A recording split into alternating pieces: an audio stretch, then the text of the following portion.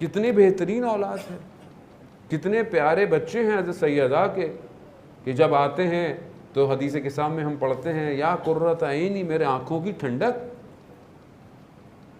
قصہ واقعہ بیان ہوتا ہے کہ دو بچے دونوں کچھ لکھتے ہیں، کچھ ہینڈ رائٹنگ سے کچھ لکھتے ہیں، اب دونوں آتے ہیں کہ کس کی رائٹنگ اچھی ہے، کس کا خط اچھا ہے، دونوں اپنی والدہ کو پیش کرتے ہیں۔ والدہ کہتی ہیں میں اب کسی کا فیصلہ کروں گی، ایک کو کم ایک کو زیادہ کروں گی۔ کہا اپنے بابا کے پاس جاؤ۔ جب بابا علی ابن ابی طالب علیہ السلام کے پاس جاتے ہیں تو وہ کہتے ہیں کہ نہیں، رسول خدا کے پاس جاؤ، پیغمبر کے پاس جاؤ، وہ فیصلہ کریں۔ جب رسول خدا کے پاس پہنچتے ہیں تو رسول خدا سوچتے ہیں کہ میں کیا جواب دوں، تو حضرت جبرائیل آتے ہیں اور پیغام پہنچاتے ہیں پروردگار کا کہ فاطمہ کو کہو کہ ان دونوں کے درمیان فیصلہ کریں کون کس نے اچھا لکھا ہے۔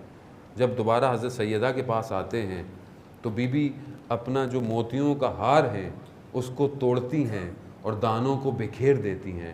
کہا جو زیادہ دانے اٹھائے گا وہی اس کمپٹیشن میں جیت گیا، لیکن جب دونوں دانوں کو اٹھاتے ہیں تو دونوں ایکول ہوتے ہیں، یعنی دونوں برابر ہیں۔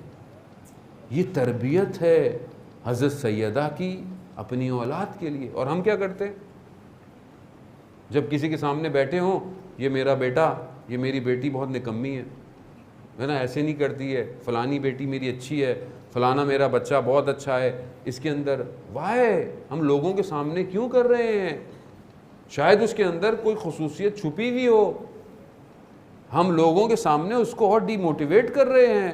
بعض اوقات ہمارا ایک جملہ بچے کی تربیت کو برباد کر دیتا ہے، ایک جملہ، ہم اس کو انڈرسٹینڈ نہیں کر سکتے، مگر ایک جملہ بچے کو با تربیت کر سکتا ہے۔ وہ میتھس کا جو بہت بڑا میتھمیٹیشین ہے وہ خود بتاتا ہے کہ میں کلاس میں میتھس میں بالکل ڈم تھا، میرے باقی سبجیکٹ میں نمبر بہت اچھے آتے تھے مگر میرے میتھس میں نمبر ہمیشہ برے، اتنا کہ وہ تھک گئے اور انہوں نے میری مدر کو بھیجا کہ سب کچھ لکھا اور میتھس میں میرے کم تھے، لیکن کہا میری ماں نے مجھے بتایا نہیں۔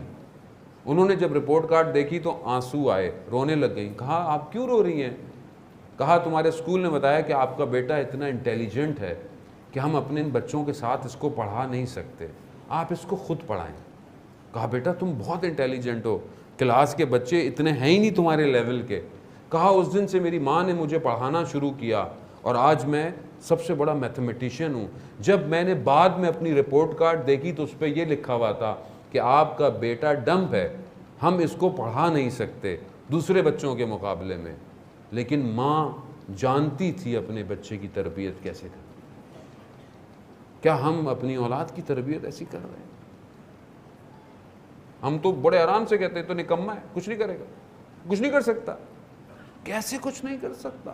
آپ کے جملے اس کو، اس لیے اسلام بیان کرتا ہے، رسول خدا بیان کرتے ہیں کہ جو خاتون گھر کے اندر اپنے بچوں کی تربیت، اپنے شوہر کا کام کرے وہ جنتی ہے۔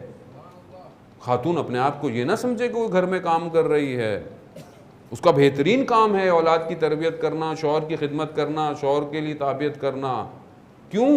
کیونکہ وہ ایسے گوہر پیدا کر سکتی ہے جس کی امام کو ضرورت ہے۔ یہ بہترین عبادت ہے۔ دنیا کہتی ہے نہیں، بے شک کام کرنا بری بات نہیں ہے، لیکن اصل ہدف خاتون کا کیا ہے؟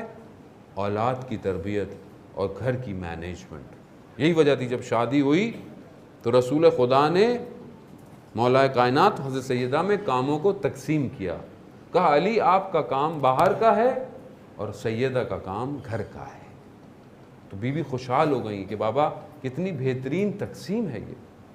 اس کا یہ مطلب نہیں کہ شوہر گھر میں اپنی بیوی کی خدمت نہ کریں یا مدد نہ کریں، کام نہ کریں، وہ اس کے لیے بھی روایات ہیں کہ ابھی ٹائم نہیں ہے کہ میں اس کی طرف ایمفسائز کروں، لیکن خاتون کا اصل بیسک کام، اس لیے کہتے ہیں جب آپ شادی کے لیے لڑکی کو ڈھونڈیں تو اس کے ظاہر کو نہ دیکھیں، اس کی اپنی تربیت کو دیکھیں۔ کیوں؟